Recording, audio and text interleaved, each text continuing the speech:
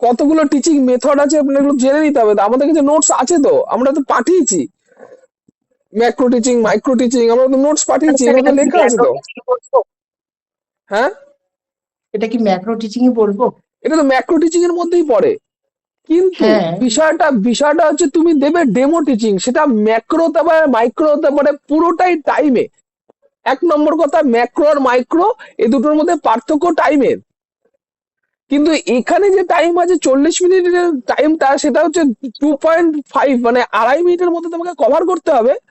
ঠিক আছে, এই রিলেটেড কোশ্চেন তোমার কাছে আসবে না কোন টিচিংটা করলে, কেননা যেটা করলে সেটা না মাইক্রো না ম্যাক্রো। ঠিক আছে, আচ্ছা, কেননা তুমি ঠিক একটা আছে। জিনিস দেখো না, 40 মিনিটের একটা ক্লাস তুমি নামাচ্ছ সেটা 2.5 মিনিটে, সে কি করে সে বলবে?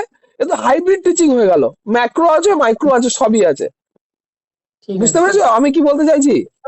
একদম ক্লিয়ার হয়ে গেছে। 40 মিনিটের ক্লাস তুমি 2.5 মিনিটে আনছো, সেটা ম্যাক্রো মাইক্রো কি হবে? সেটা আলাদা হাইব্রিড ক্লাস হবে, ঠিক তাই না? আছে।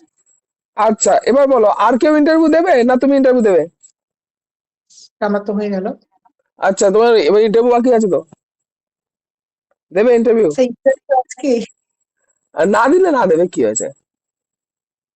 আজকে স্যার আচ্ছা থাক। আচ্ছা, আর কেউ দেখো ইন্টারভিউ দেবে কিনা,